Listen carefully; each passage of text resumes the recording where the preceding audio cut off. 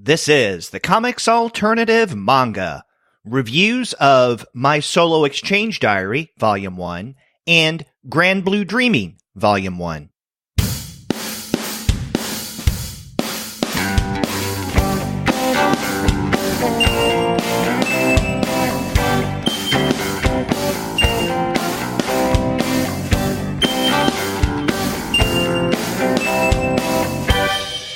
Hello, and welcome to another episode of the Comics Alternative Manga. I'm Derek. And I'm Shea. And we're two comic scholars who enjoy discussing manga. And on the July manga episode, Shea and I are going to look at two, I guess you could say, radically different titles. We're going to begin with Nagata Kabi's My Solo Exchange Diary, Volume 1. And then we're going to look at the first volume of Grand Blue Dreaming, written by Kenji Inoue, and with art by Kimitake Yoshioka. But before we get to that discussion, we want to let all of you know that this episode of the Comics Alternative Manga is brought to you by those wonderful folks at Discount Comic Book Service.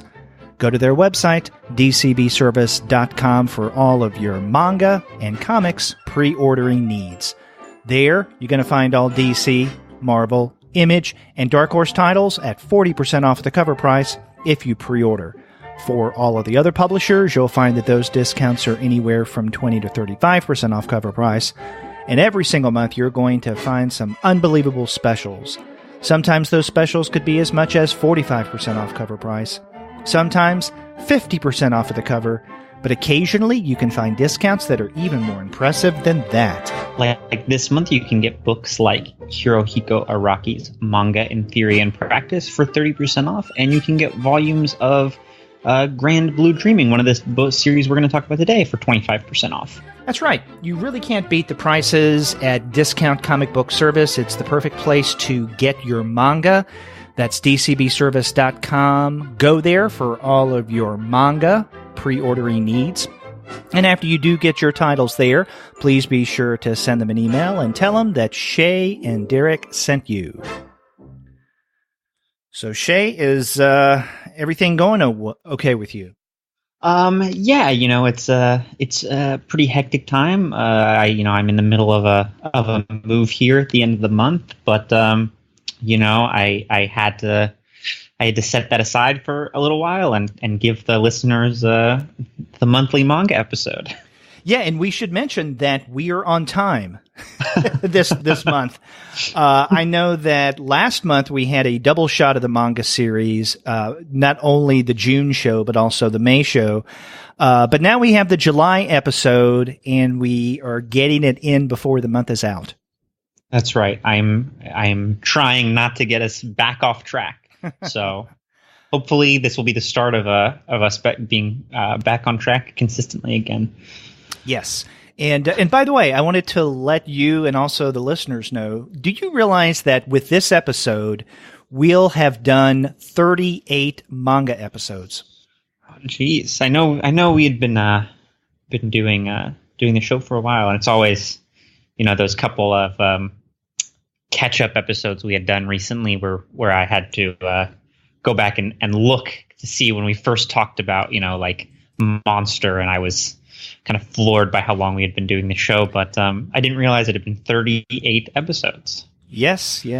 So we've been around for a while and going strong. And I really enjoy these manga episodes because it forces me to keep up with manga in a way that I really didn't feel impelled to do beforehand. In fact, that's one of the main reasons why you and I think, decided to do this show, because it would get us to read not only more manga, but more of a variety of manga. Yeah, one of the things I've enjoyed most is being able to read series that I otherwise wouldn't, and some of those aren't the best, and some of those I'm discovering a great title for the first time that I otherwise wouldn't, and like you said, it's an excuse to sometimes read some titles that we had heard about for a good long time, and we had heard so many good things about, and it was just the kind of push we need to finally sit down and read it. So I've really appreciated this, and I hope the listeners have as well. Yeah, and interesting what you just said, because I think that today's episode, at least for me, is going to be a good example of, I think, two of the things that you mentioned, titles that you probably wouldn't have read otherwise, but are glad you did and you really like. And then titles that you try, you may not necessarily like, but at least you tried them. Yeah.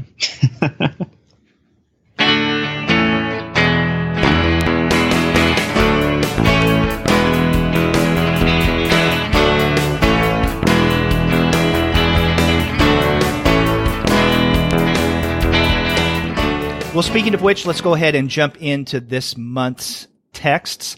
And we're going to begin with my solo Exchange Diary, Volume 1. This is by Nagata Kabi. And if the name Nagata Kabi sounds familiar to listeners, it's because last year, Shea and I discussed her first book, at least the first that was released in the U.S., My Lesbian Experience with Loneliness. And that, as this one, is published by Seven Seas Entertainment. And in fact, if you look on some platforms, for example, Amazon, My Solo Exchange Diary is listed as My Solo Exchange Diary, Volume 1, the sequel to My Lesbian Experience with Loneliness. And maybe that's a place to begin, Shea. I don't know about you, but I didn't necessarily feel that this was a sequel.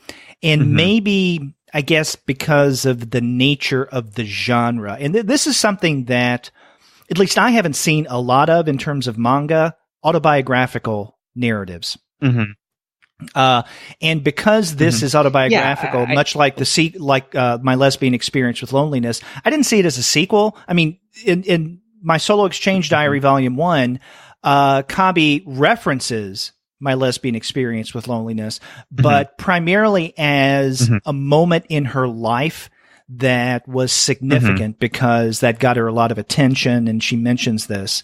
But I didn't think of this as in any way as a sequel.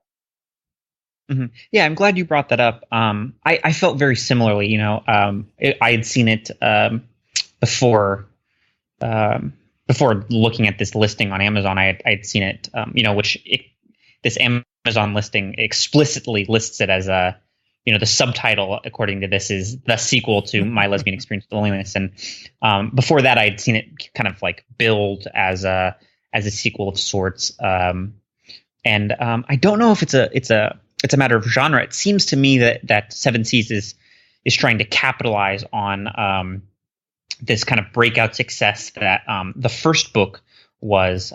We talked about it, and we both enjoyed it. But every year there's like a couple comics that really have a kind of surprising level of success. And I think last year, this first book, My Lesbian Experience with Loneliness, was one of those. And so this kind of seemed to me like an instance of Seven Seas really trying to sell this as a sequel to capitalize on it. But like I said, I am glad you brought it up, because in terms of the narrative, it really does feel like its own sort of project. And I know this is kind of an ongoing thing. And I think the second volume is set to be released here later this year. But yeah, it definitely, or maybe early next year. Yeah, but it's definitely an ongoing, multi-volume thing that, seemed to me, and it sounds like to you as well, that it really stands on its own as its own kind of project. Yeah, it does. Now, for those who may not have listened to our discussion last year of My Lesbian Experience with Loneliness, that was primarily the story of Kabi telling us about, as the title suggests, her lesbian experience with loneliness. But I think in particular, it's her use of female prostitutes, or I guess escorts, you could call them that, who would basically help her with the physical connectedness that she so craved. Now, an emphasis on connectedness, physical and otherwise, is definitely a big part of My Solo Exchange Diary, but in a very different way from the earlier book, My Lesbian Experience with Loneliness. I mean, I guess I don't blame Seven Seas Entertainment for trying to capitalize on the success of that book from last year. It's just a little misleading if someone is coming to My Solo Exchange Diary for the, cold, or coming to Nagata Kabi cold without having read that first book. They may feel, if this is a sequel, I need to read the first one. You don't need to. I think the My Solo Exchange Diary stands on its own, just given the very nature of the project. Yeah, I would agree with that. I think it is, it's interesting to read, to have read both, because I do see, I was really struck reading this book by the kind of development of Kabi as a cartoonist and as an author, and to see her, her, the way she is relating her experiences it matures a little bit. It's a little more refined. It's a little more complex. It's a little more polished in this book. So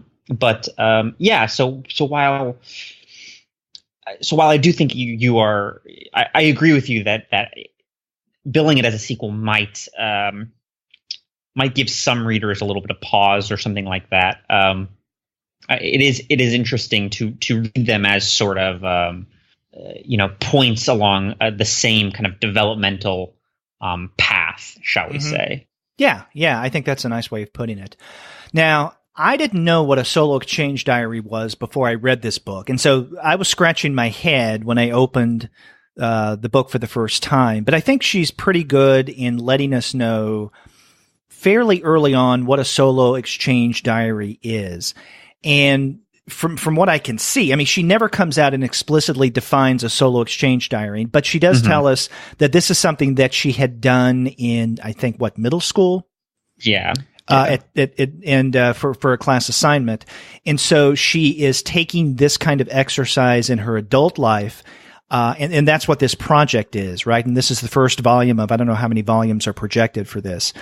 I think you could make the argument that this is an example of diary comics. Which is kind of a subset of autobiographical comics. But it's a unique kind of diary comic. It's not just a cartoonist writing and illustrating about her or his experiences in a diary-like way.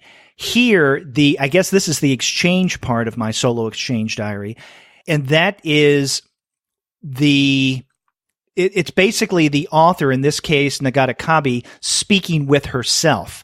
And each of these entries, and in this first volume, there are 12. It begins, I think with the exception of the very first one, but the entries begin with the present day Nagata Kabi writing to a former Nagata Kabi from, let's say, a year or more ago, when she didn't know then what she does know now. And so it's like two Nagata Kabis who were separated by time, one, the most current contemporary one, speaking to the older one. Although sometimes the present Nagata Kabi will talk to a future Nagata Kabi. Yeah, I think that aspect of her, it is a solo exchange diary, and like you said, it's a little different than normal diary comics, where it's a simple kind of a kind of recapitulation of a day's events or something like this. There is a kind of that quality of exchange is important, because it allows Kabi to kind of interact with her past self, or with her future self, to talk to them and reflect on things that have happened, and reflect on feelings she had in the past, and how they developed, and things like that. And so I think that's a kind of crucial insight to point out, that the kind of importance of that exchange in the exchange diary. It does make it a slightly different kind of diary comic, and I think that had a lot to do with why I found it so kind of enjoyable to read. Listeners of this show will know that I'm not the biggest fan of autobio comics, and I feel kind of similarly about diary comics. I've read some that I found were really good. I'm thinking recently of, I would count this as an example of Sophia Foster Domino's recent illustrated diary of her and I believe her husband's bike trip across South Korea and Taiwan was a recent example that I really liked. But it's a genre that I have a really difficult time getting into, but I found that aspect of Kabi kind of dialoguing with herself through the comic, I found made it added a dimension to it that made it feel less kind of solipsistic or kind of egotistical. And I found that self-indulgent sometimes. Yeah, I do feel like that often, and this is a big part of why I'm kind of reluctant to read autobio comics is often they do feel very navel-gazy. They feel masturbatory. They're very self-indulgent, I think is an excellent way to describe how a lot of those books read. But I did feel that the kind of form that this book took, and it prevented or allowed Kabi to kind of resist that tendency, and it forced her to kind of be in this dialogue, even though it was a kind of dialogue with herself. It forced her to kind of be in this kind of conversation with another person, or a kind of other figure, a figure outside of herself that I think made the book really, really fun to read, because it forces her to write in conversation with the reader in a way that I found really compelling. Right. That's an important point. And I think that's one of the reasons why my solo Exchange Diary is so engaging, or at least perhaps more engaging than some diary comics, because there is an implied, if nothing else, engagement with the reader. Because when Kabi is writing to herself, in many ways she's writing to the reader. Mm-hmm. Mm-hmm. And she does this in all of the entries. Like I said, that there are 12 in this first volume, except the very first one. Now, the very first entry, I think, is just more or less an introduction to who she is and what she is going to do with this project. So for those who may not have read My Lesbian Experience with Loneliness, the first chapter more or less helps to set a context that, if you hadn't read My Lesbian Experience with Loneliness, this will fill in some of the gaps. So we learn about her family life, her living at home, her need or her desire to move out and live on her own, and to branch out and to grow in certain ways that she just hasn't yet. And so we get all of that in the first entry. But then when we get to the second entry, we more or less find a pattern that Kabi will follow from here on in. She starts every entry beginning with number 2. Dear Nagata Kabi, hello, this is Nagata Kabi. And so again, it's the present Nagata Kabi writing to the past Nagata Kabi. Every now and again, she'll write to the future Nagata Kabi. But again, it's the emphasis is on the dialogue, the exchange, but it's a solo exchange, as you point out, right? It's not an exchange between two characters or two individuals. It's Nagata Kabi talking with herself at different points in her life. Now, we've kind of alluded to, this earlier book, My Lesbian Experience with Loneliness, and we've kind of talked about the two books as being, well, not in a conversation with one another, because I think that would imply that the earlier book can kind of respond, but there is a kind of a dialogue of sorts going on between these two books, and I was curious to see how you found this book as compared to the other book. Did you see this book as a kind of a maturation of Kabi? Did you see this book as a kind of a step up for her in terms of her capacity as a cartoonist, or as a writer, as an illustrator, anything like that? I don't know if I found it a step up or a step toward more maturation.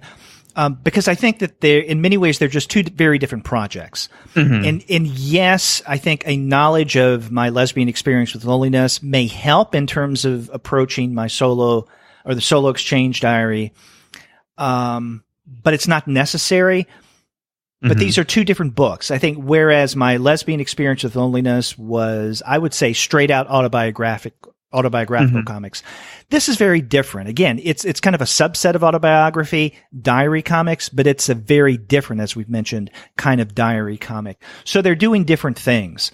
And whereas My Lesbian Experience with Loneliness was more targeted in terms of the autobiographical aspects. So for instance, in that book, she doesn't so much, if I remember correctly, discuss much about her relationship with her family, at least as much as she does in My Solo Exchange Diary, and other aspects of her life, right? It's primarily her use of escorts in terms of finding connectedness, physical connectedness, even emotional connectedness to other people, specifically other women.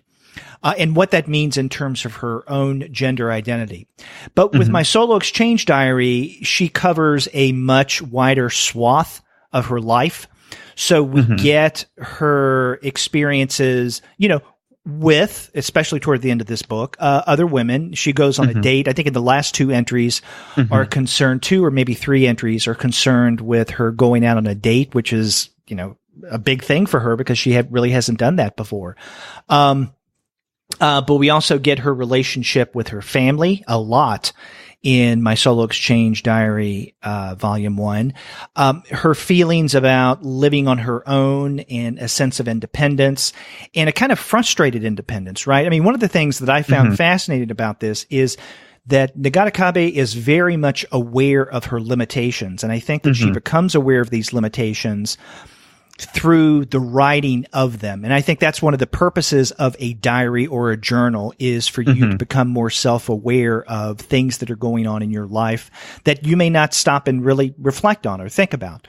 And so this allows her that opportunity. So for example, she has a desire to move away from home and live on her own. Yet when she does, at least in her first one or two attempts, she pulls back. So she rents a place, but then she goes back to live with her parents for a variety of different reasons. And she explores those reasons. And she's frustrated by that. And so she's trying to come to grips with why she's doing what she's doing. And she, in many ways, equates her relationship with moving away from her parents with, at least before she hits it as a mangaka, the various jobs that she takes. Because she tells us she takes jobs a little over ambitiously, taking on something that she's really, not ready for. She doesn't have the skills for.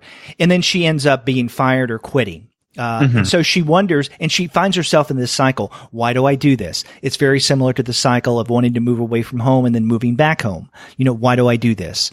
And so she explores those things. So because, getting back to your question, because it deals with a variety of different facets of her life, I find this strikingly different from My Lesbian Experience with Loneliness, which is much more targeted. Yeah, I do think that this is a kind of broader project. It's less kind of narrowly focused, and I think that's a good kind of observation to make. But I guess I'm interested to see how you. I mean, I agree with everything you're saying about in terms of the narrative. It's a much different project, and it might be kind of a kind of fool's errand to compare them in that sense. But I was really struck by the difference in cartooning in this one. I saw Kabi really. I saw her. I don't want to say capacity to draw, but I mean, ultimately, I think that the visual element of this volume is. I was struck by how she had developed it in that regard, and I mean, did you see that the cartooning or that the drawing in this series was more striking or more effective or more compelling in any way than that first book? Because I was kind of repeatedly struck by and this may be just a case of poor memory and me not remembering the first book as well as I should, but I was really struck by the the quality of the cartooning in this one as compared with the earlier one. It really did feel like she had developed in terms of her ability to draw and to render some of these emotional states or experiences in a really visually compelling way that I don't recall seeing much of or as much of in that earlier book. I mean, is that something that you experienced as well, or? Not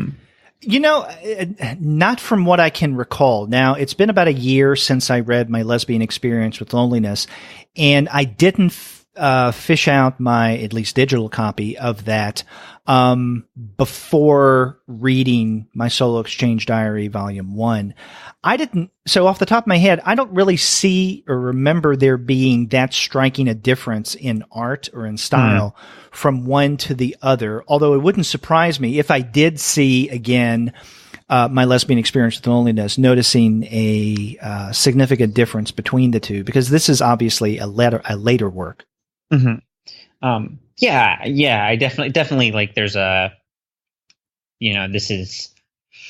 she's doing this having done that earlier book, and so she's kind of building on that experience, obviously. But I guess this might be a good opportunity to talk about the art more generally. A couple of these striking moments specifically I'm talking about that I don't really recall seeing is those scenes where she is describing to the reader how depressed she is and how it makes her feel physically, and she kind of affects these slight stylistic changes where her lines become a lot thinner, her compositions are a lot messier, and there was a kind of violence to those. They're full of these very kind of thin, scratchy lines, and I was really compelled by this. I found a very effective visual rendering of these states of loneliness or sadness or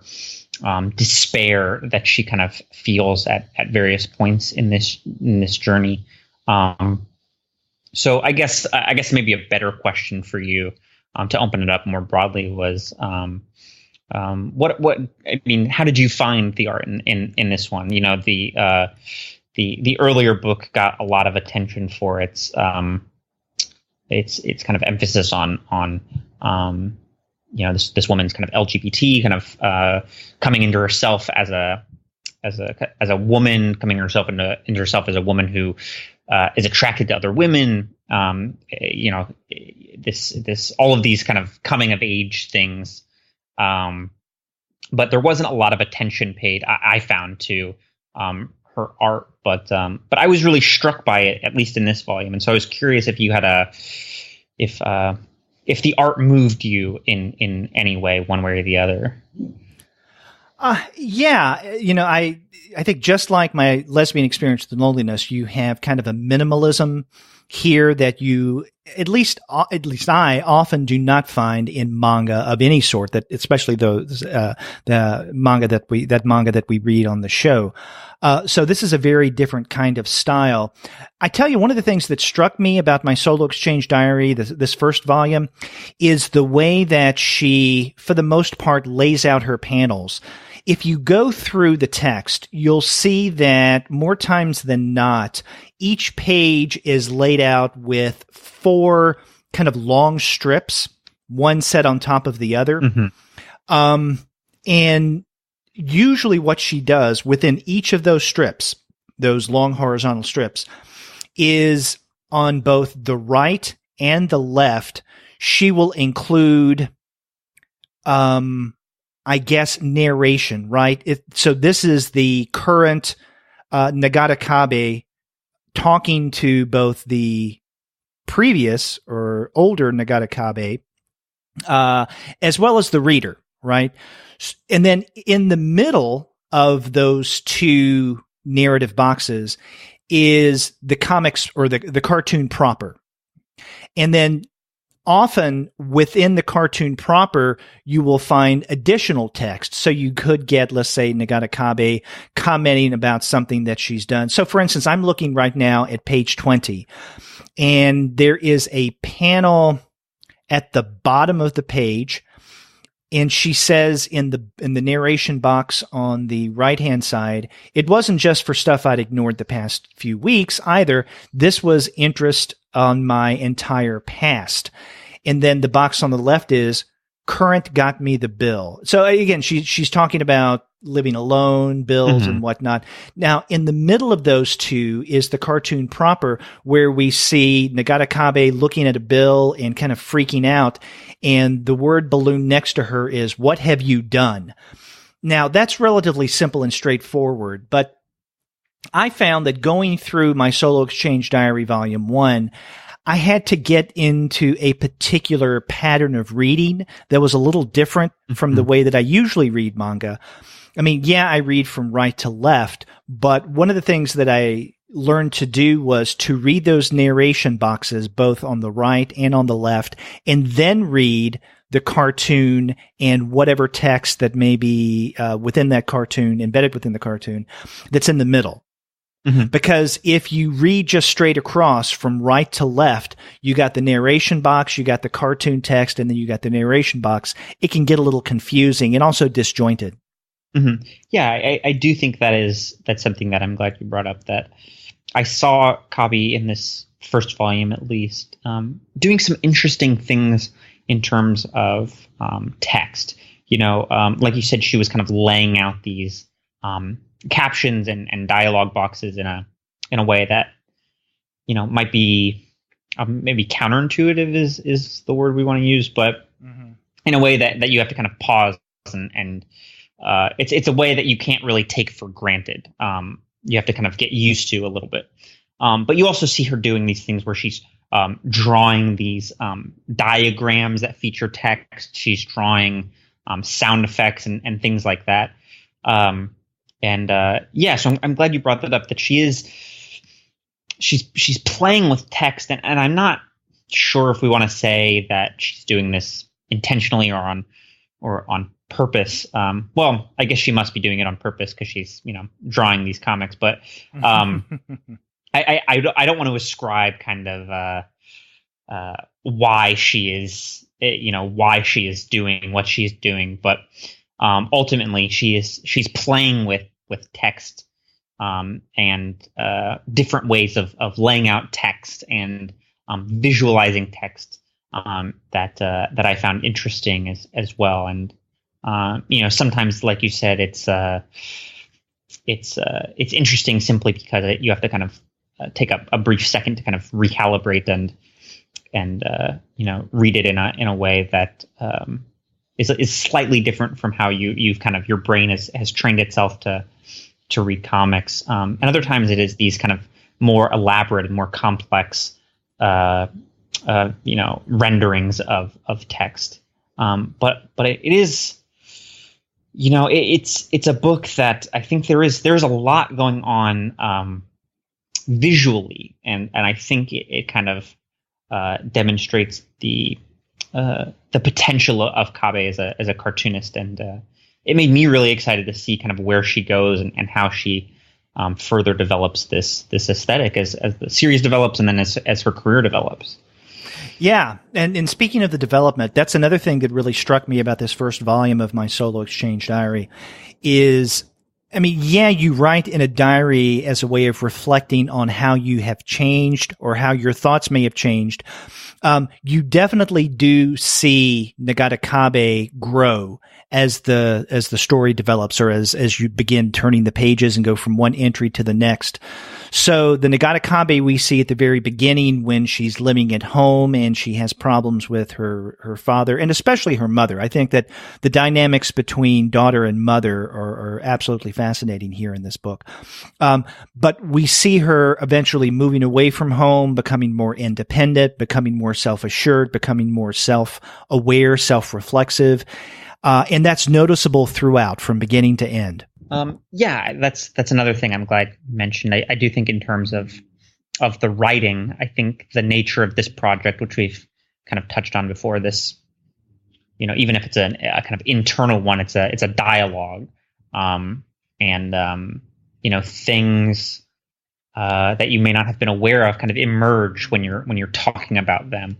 And I do think that as a result, we do get a much deeper, a much richer portrait of the kind of emotional complexity of the relationship between Kabi and her father to a certain extent. But like you said, it's mostly about her relationship with her mother. But I do think that in that way and in those moments that Kabi really gets at something a little more, a little deeper than the kind of portrait of her family that she painted in My Lesbian Experience with Loneliness. Mm-hmm. You know, another thing that struck me about this first volume of my solo exchange diary is something that occurs toward the end, and that is when she goes out on a date and her, I guess, conflicting thoughts on the young woman that she ends up dating. Because at first she's really excited about this opportunity. But then once she gets in the situation, she finds out that it's not really the same thing that she was in certain ways kind of fantasizing about, right? Or kind of longing for. In other words, there seems to be a lack, which is another reason why I really enjoyed this first volume of my solo exchange diary, in that there's not an endpoint. Okay. I mean, yes, there's going to be a second volume and I guess third volume. I don't know how many volumes are projected in this series. But you would expect that even though this is a diary comic, to a large degree, that there would be some kind of endpoint or wrap up that would mark the end of the first volume, some kind of resolution. But you know, to me, it's the lack of a resolution or a lack of a sense of feeling satisfied, where we end on, that makes this so powerful. Yeah, you know, I hadn't really thought about the ending as, you know, and I think this is related to the fact that I was aware that, you know, a second volume at least was forthcoming, and so I didn't really expect any sort of narrative conclusion in this. And then also, you know, that's really difficult to conclude a diary comic, you know, in the way that we kind of expect narratives to conclude. But, you know, I didn't really think too much about the ending, but I do think you raise an interesting point about that kind of that lack of resolution, you know, playing well with the rest of the book and the kind of general theme of the book. And yeah, that's something I hadn't really occurred to me, but it's something I will continue to think about and especially as I read this the second volume next year.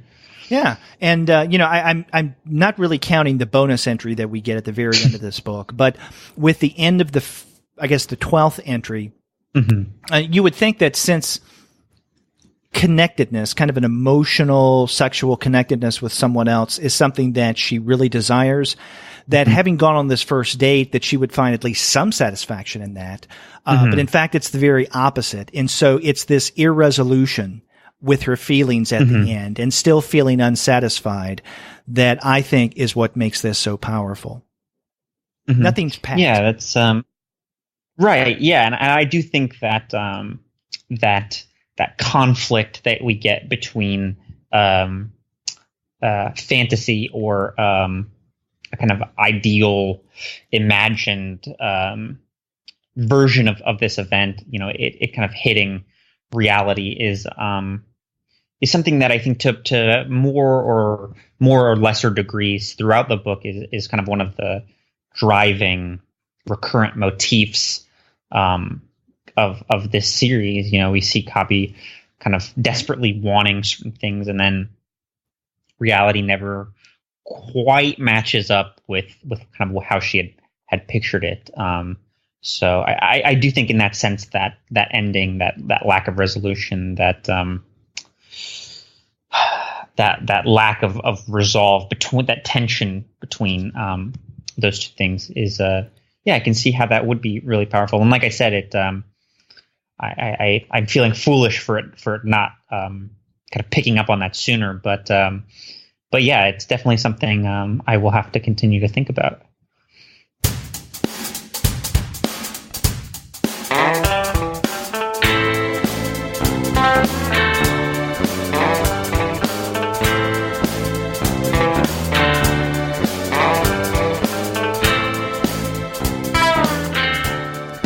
Shea, you want to move on to the second title that we're going to be discussing for this month? Yeah, let's move on to Grand Blue Dreaming. Yeah, and I mentioned at the beginning of the show that these are radically different books. I want to underscore the phrase radically different because the tone that we get with my solo Exchange Diary Volume 1 is just vastly different from Grand Blue Dreaming. Which, I mean, we can go on to talk about what I mean by just a radically different tone. Now, this is written by Kenji Inoue with art by Kimitake, Yoshioka. And I had never heard of this series. I think it goes by Grand Blue, even though the Kodansha, the publisher, titles it Grand Blue Dreaming. But I had never heard of Grand Blue before this. Had you? No, this was a title that was completely completely brand new to me. I had no idea what to expect, what it was about. All I had to go on was basically the cover of the book and the kind of back cover copy. Right. But you were the one who recommended it. How did this kind of come across your? Well, I saw it in a previews catalog, and it looked interesting, and I thought, okay, maybe it's something that we can discuss on the manga series. So I contacted Kodansha because they're really good about sending review copies, and they sent us a review copy of Grand Blue Dreaming, the first volume. So that's how I found out about it. Now, this first volume was published earlier this month, July 10th, I believe. We forgot to mention that my solo Exchange Diary Volume 1 came out back in June. But this came out the second week of July, and it is, at least I thought it was going to be a story of a young boy who graduates high school. He's going off to college, and he stays at his uncle's diving shop, which is where his uncle and then I guess two cousins live. And so it would be his experience at the dive shop, going to college. And I thought that there was going to be much more in this first volume about diving, deep sea diving, than there was. There's not much. What there is a lot of, though, is something that I really didn't expect. And that is a lot of naked, buff men who are part of the diving club, drinking and partying. Yeah, I think I had a pretty similar kind of, like I said, I had never really heard of this series, but, I looked at the cover and I read the back copy and that little blurb that kind of summarizes the plot. And my kind of expectation before I actually opened the book and started reading it properly was that, yeah, this is a kind of book about, it's a book about scuba diving and so we'll see a lot of undersea scenes and things like that. And that's kind of my expectation. But yeah, like you said, when you very quickly you learned that while diving is a kind of core plot element, you don't get very much of it in this first one. It's mostly college freshmen drinking and for some reason getting naked. Yeah, and maybe it's a thing there, and I'm not aware of it, but they never really explained why the guys have to get naked when they get drunk.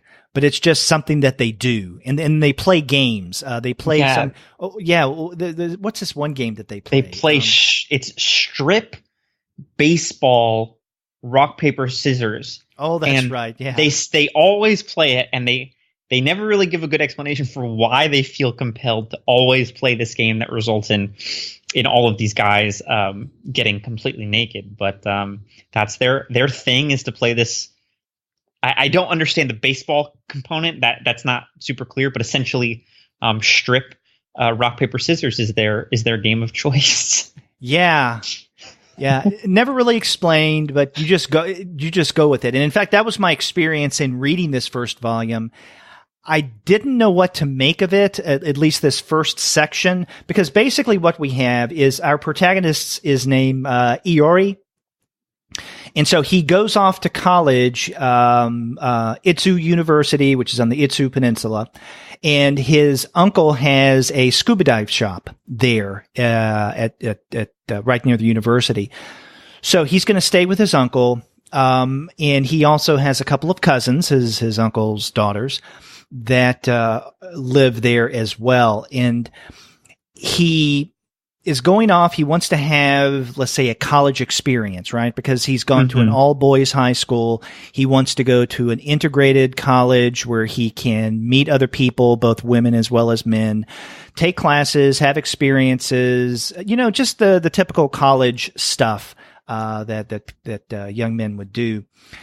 And then what he learns is, I think he comes back to the scuba shop at one point. He opens the door and he sees all of these college guys naked playing baseball naked, rock, paper, scissors, and just getting wild. And it frightens him. And so he attempts to run away. A couple of the guys run him down and bring him back. And they think that he's homesick. Well, he's not homesick. He's scared because he doesn't know what to make of these people. And I guess this is where much of the comedy comes in. And you could call this a comedic form of manga or a comedic seinen. Is Iori, on the one hand, doesn't want to be a part of this partying culture, right? He doesn't want to be one of the guys, so to speak. However, he easily falls in with the guys once he's persuaded, right? Once they get him drunk, and then he starts acting the same way that the other guys do. And then he regrets it later. And so it's this kind of push-pull. He does want to do it. He doesn't want to do it. He tries to run away from it, but at the same time, he's kind of attracted to it. And so that's where much of the comedy comes into play. And so after the initial setup of this first volume, then we get a series of scenarios that more or less play on the same dynamic. Yeah, I was thinking of it as, and this may be a kind of way of thinking about it that is not useful to any of our listeners, but it had the same kind of tone and energy as, like, I don't know, the kind of movie they would play on Comedy Central at like 4 p.m. that I would come home from like junior high and I would turn on the TV and they would run these kind of forgettable, low budget, like very primarily 1980s. Yeah, like prurient or like direct to video, like America, like the 6th American Pie movie, things like that. Yeah, things that like very generic, very prurient. There was a lot of a big selling point was like there would be an attractive woman in it, or there would be kind of some like basic cable kind of skimpy outfits, things like that. It struck me as that sort of thing, because you're right. It has all of these very strange elements. These naked men running around, drinking and partying is a big component of it. But then you have like these kind of very voluptuous women are another kind of big part of it. And then the college aspect. It felt very much like a kind of bog standard college movie, I think, is a good way to describe it. Right. And in fact, you mentioned the attractive, scantily clad women. There are many more buff, naked men in this first volume. That is true. Than there are scantily clad women. And in fact, the closest thing we get to a full-figured, let's say, a manga woman, whose cleavage, of course, is, front and center, so to speak, is one of Iori's cousins, Nanaka. And, she is, very friendly, very, caring. But, she's the one who has the knockout body. Then her sister, how do you pronounce her name? Chisa? Chisa. Yeah, she's attractive, but she's not attractive in, let's say, a visually exploitive way as her sister, Nanaka. Although the weird thing about Nagata and Chiza is that Nagata has a thing for Chiza, her sister. And again, I mean, okay, so if you're going to take the weirdness of Grand Blue Dreaming and you're going to turn it up, a notch, this is one of the ways that it gets turned up in a kind of weird way, that Nanaka has a thing for her sister. I mean, to the point that I think at one point toward the beginning, Chiza gives Nanaka a shirt that she doesn't want anymore and says, throw it away. But Nanaka sniffs it because it bears the scent of her sister and she has a thing for her sister. I don't know if it's necessarily a sexual thing, but it's definitely a kind of emotional, psychosexual, perhaps, attachment to her sister. And so that adds another level of weirdness to this story.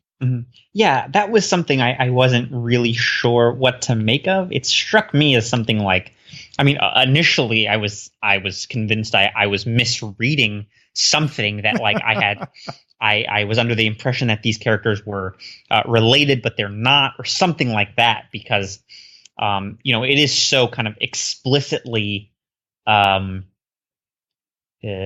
incestuous and nothing graphic or explicit, but it is kind of clearly like you said, it could be kind of a psychosexual thing or a strictly sexual thing, but there is a kind of a lusting after one character by the other, and I really was not sure what to do with that, because it goes almost completely uncommented upon by the other characters. They treat it as something that's either normal behavior or strange but totally acceptable. And then you have other things going on where there's kind of this intimation that the main character Iori is kind of navigating this is some sort of sexual relationship or potential sexual relationship with his cousins Chisa and Nanaka, and there's so many so many of the comedic scenes in the book are these scenes of Iori being embarrassed in front of his female relatives in a way that was I found just really I just there was that whole dimension of the book was just I had no clue what to do with it. I had no clue how to handle it because it is so kind of it's not subtle. It's not kind of intimated by characters. It's explicitly stated by them, but it's treated as though it's no big deal. But it seems to me that like a woman, lusting after her younger sister is something that should be commented upon, if not by a narrator of some sort, at least by other characters who are aware of this. Right. Yeah. See, the whole cousin thing, right, about Iori being attracted to Nanaka and then Chiza, that doesn't disturb me as much, right? I mean, you got the kissing cousins thing there. Okay, that's not as disturbing as Nanaka having a thing for her sister Chiza.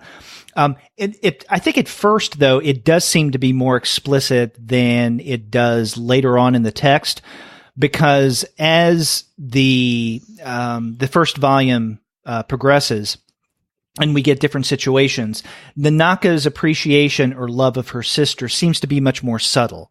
It seems to be more in a sisterly than in some kind of sexual manner. Yeah, that I think it's the final chapter or the second to last chapter where you start to get a little bit of there seems to be a little break or reprieve from the constant kind of tsunami of scenes of bacchanalia and some sincere emotional scenes. It's not anything like sappy or anything like that, but it is, you do get a moment of real kind of genuine emotional expression.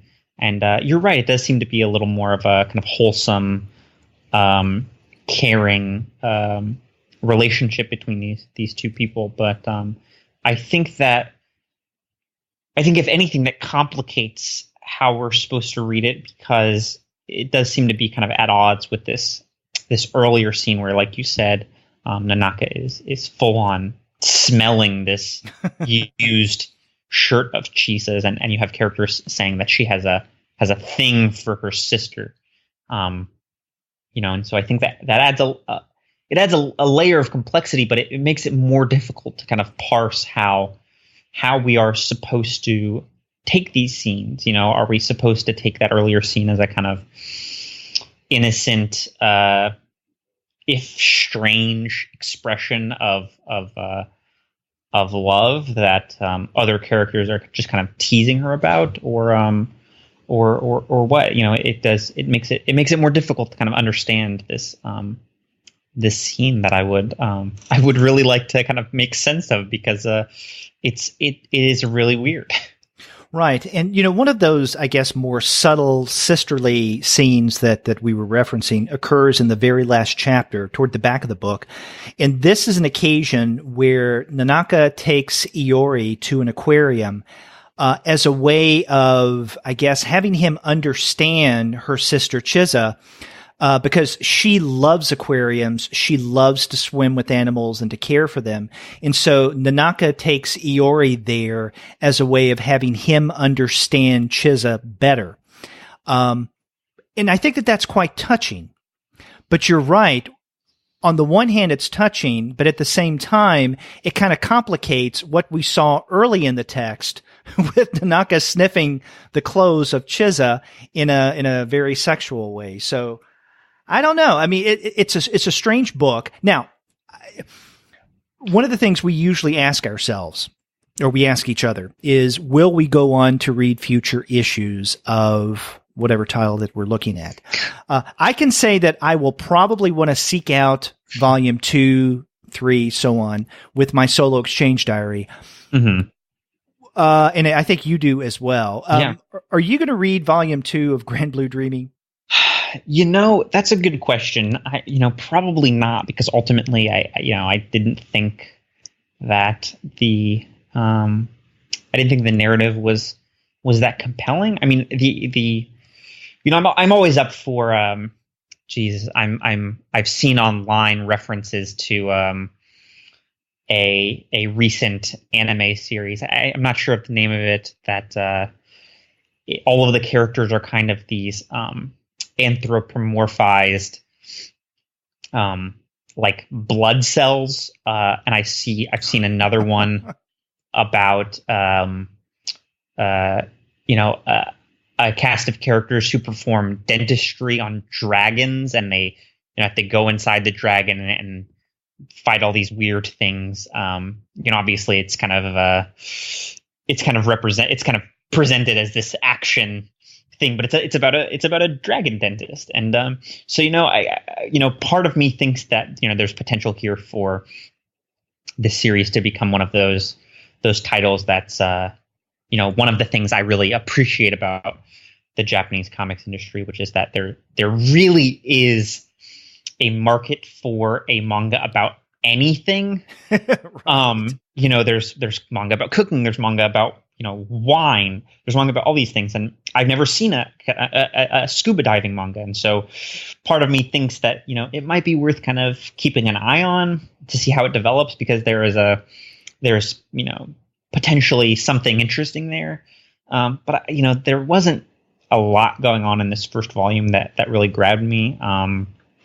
It spends so much time with scenes of just drinking and partying that you really don't get a strong sense of these characters and who they are and what their relationships to one another are. Although that may change in future volumes.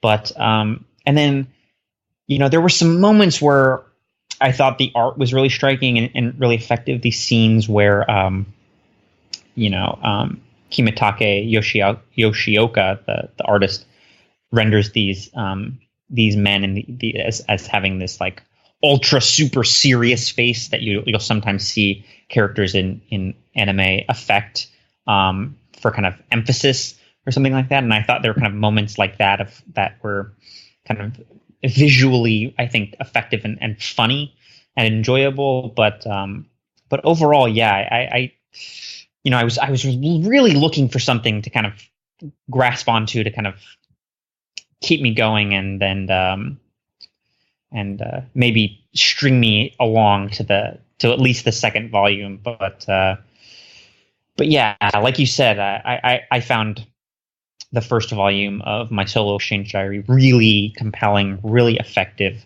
I really appreciated Kabi's illustration and cartooning in that first volume, but I didn't feel quite as strongly. And it's not to say I hated this first volume, but I don't think I really felt strongly about it one way or the other.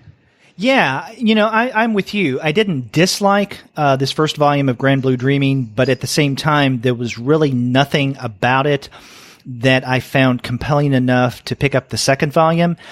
Now, what I mean by that is that, we do get this situation. And it is a comedy.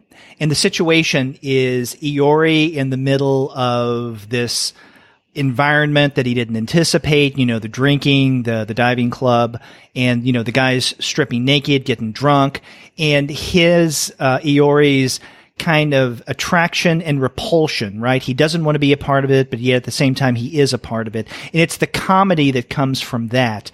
And I can appreciate that. And there are some funny moments here. So for instance, in the first part of the book, I think the very first time that Iori is sucked into one of these drunken naked parties, he lets everyone know. He lets the other guys in the diving club know, I need to make sure that I go to orientation, the first day of class over at the college at Itzu University.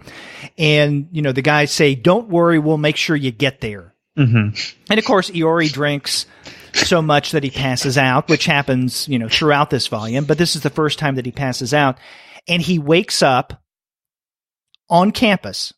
So basically, what the guys did is they were true to their word. They made sure that he got to the college on time. However, what they did was they basically picked him up and then dropped him off at the college. And I believe he was naked, right? I don't think he was wearing anything. I think he had underwear suit on or underwear. But yeah, but other than that, at one point he was naked that he woke up. Maybe I'm misremembering, but and so he has to go through that day of orientation almost naked, right? Just wearing shorts. And of course, everybody's pointing to him and he becomes a spectacle. So that's kind of funny, but that's basically the premise of the humor that we get throughout. Mm-hmm. And I got the sense that, at least in this first volume, the humor is kind of a one-trick pony, right? Mm-hmm. So we get this situation and we milk it for as much comedy as we can. And then we go back to the well and try to do the same thing again, so on and so forth. And I'm sure that in future volumes that we get, that there will be more development and more dynamism when it comes to Iori and his relationship with the diving club, and then his cousins Chiza and Nanaka. I just don't see it in this first volume. And so because of that, I'm probably not going to go on to read the second, because I get the sense that the second will be more of the same. Mm-hmm. Yeah. I mean, like you said, there's that scene where he kind of wakes up and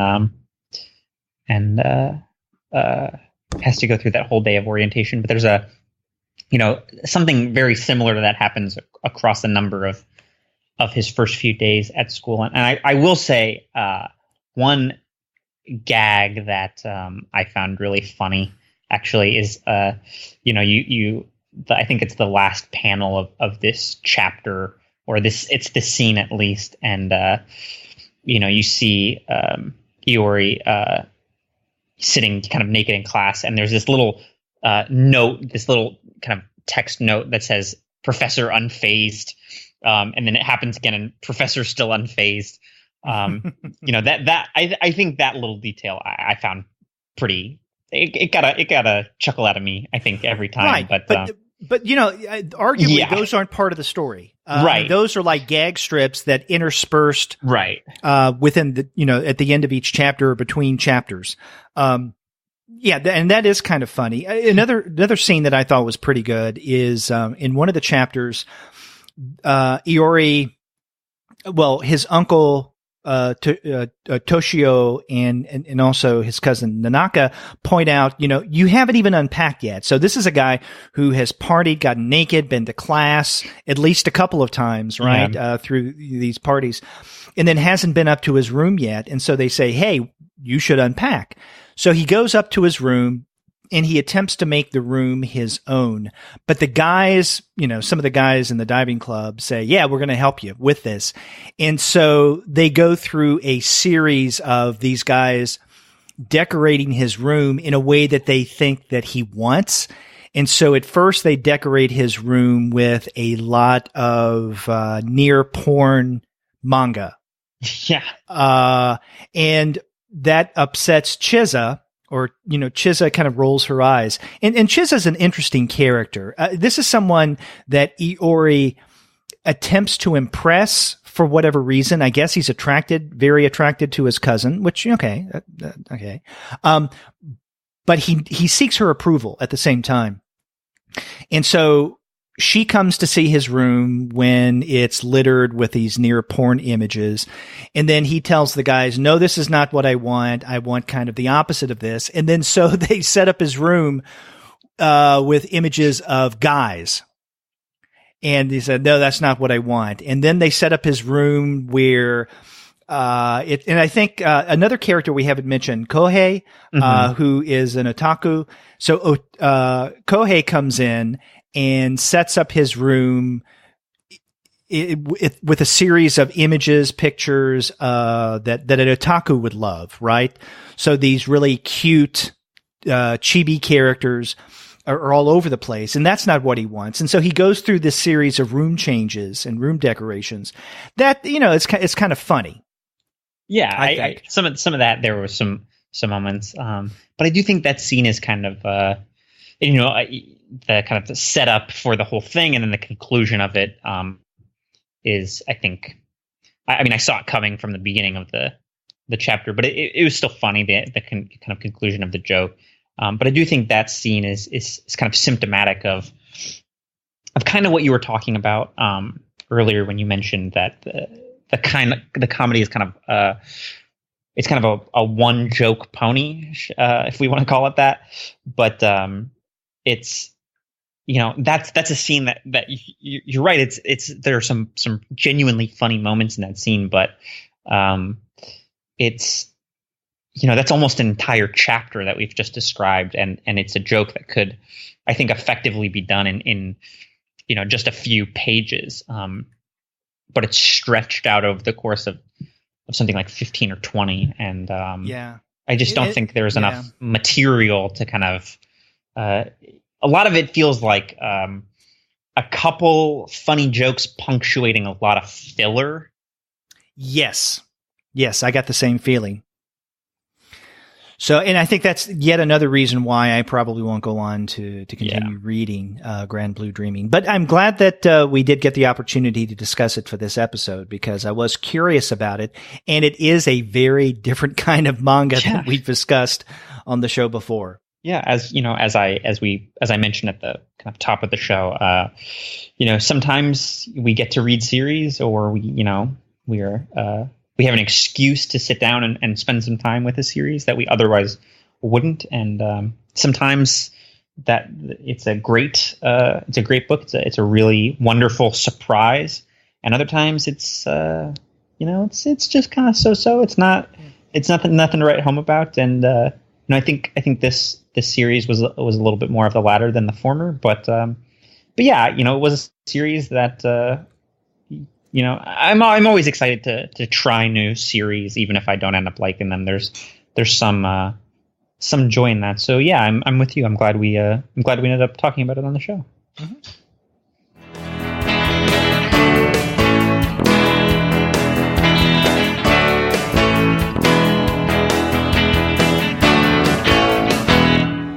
Well, Shea, two very different texts that we discussed for the July episode of the manga series. We started off with Nagata Kabi's My Solo Exchange Diary, Volume 1, And then we turn to Kenji, Inoue, and Kimitake Yoshioka's Grand Blue Dreaming, Volume 1.